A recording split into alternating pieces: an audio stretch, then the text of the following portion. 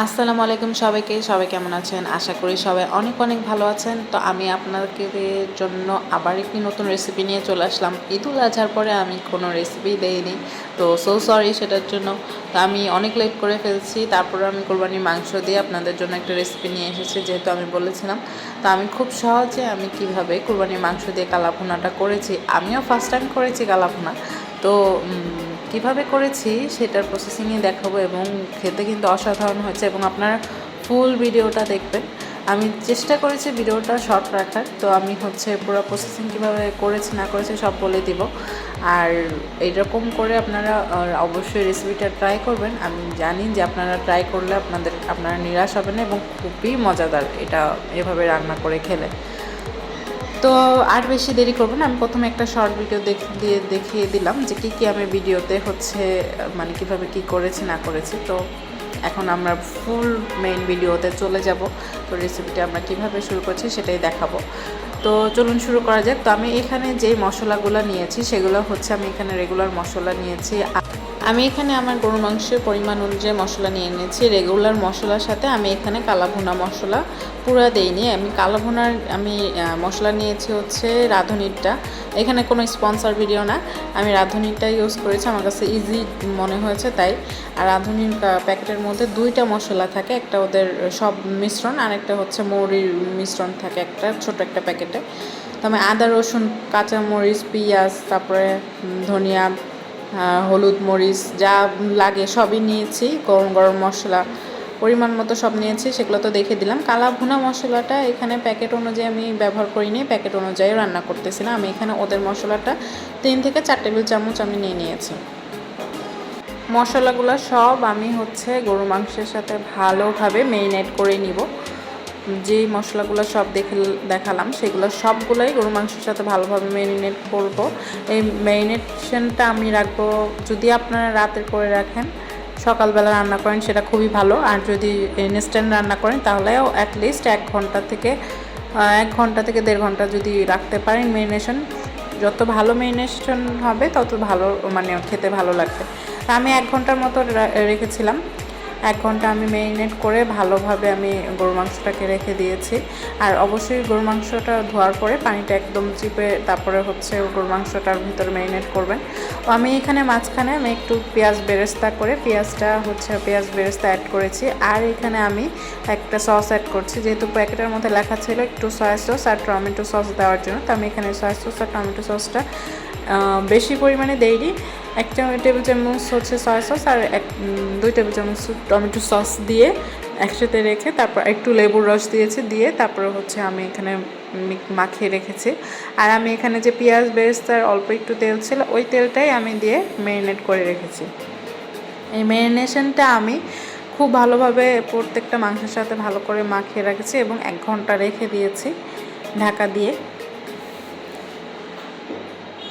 আমি এখানে পুরো রান্নাটাই সরিষার তেল দিয়ে করেছি, আর এই পুরো রান্নাটার মধ্যে আমি কোনো পানি ব্যবহার করিনি। এটা আমি অনেক লো ফ্লেমে আমি মাংসটাকে হতে দিয়েছি, এবং এটাকে লো ফ্লেমেই করতে হবে। যদি আপনার মাংস একটু শক্ত মনে হয় তখন আপনারা সামান্য একটু গরম পানি ব্যবহার করতে পারেন মাঝখানে, একদম ভালোভাবে কষানো হয়ে গেলে তখন আপনারা একটু গরম পানি দিতে পারেন মাংসটা সিদ্ধ হওয়ার জন্য।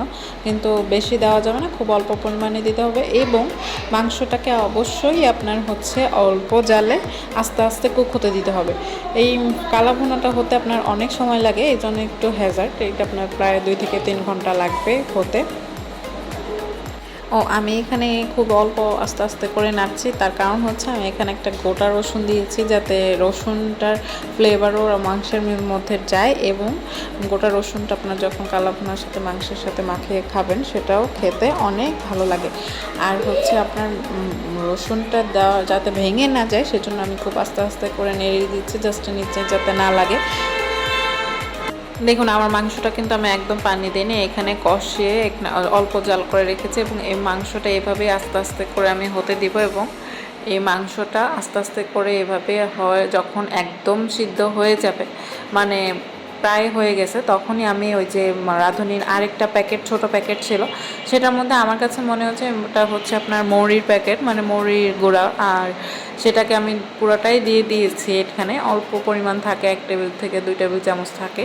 সেটা আমি যখন একদম মাংস লাস্টে হয়ে যাবে তখন আমি মশলাটা দিয়ে দিয়েছি। এরপরে আমি ভালো করে একটু নেড়ে নিব।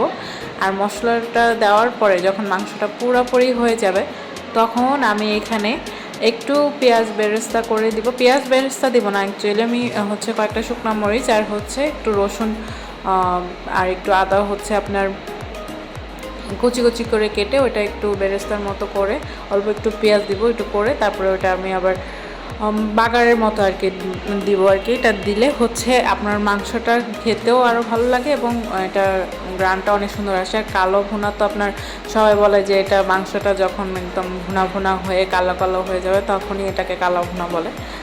তো দেখুন আমি পুরো প্রসেসিংটা দেখিয়ে দিচ্ছি। এরপরে এই বেরেস্তাটা দেওয়ার পরে আপনাদের খালি ধৈর্য ধরতে হবে যে এটা আপনার যতক্ষণ জাল হবে খালি একটু পরপর নেড়ে দিবেন যাতে হচ্ছে আপনার লেগে না যায় নিচে, অল্প আঁচে করে লেগে না যায়, সেটা হচ্ছে আপনার এর জন্য নেড়ে দিতে হবে। আর আমি এখানে দেখুন বেরেস্তা করার পর আমি একটু মাংস দিয়ে আমি একটু ঢেকে দিব যাতে একটু মাংসটার ভিতরে আগে একটু অল্প মাংসের ভিতরে স্মোকি ফ্লেভার যায়, তারপরে আমি পুরো মাংসের ভিতরে আমি এটা ঢেলে দিব। কালাভুনা রেসিপিটা আমি অনেক দেখে তারপর আমি আমার নিজের মতো করে করেছি। তো আপনারাও বাসায় ট্রাই করে আমাকে অবশ্যই জানাবেন যে আপনাদের কাছে খেতে কেমন লেগেছে।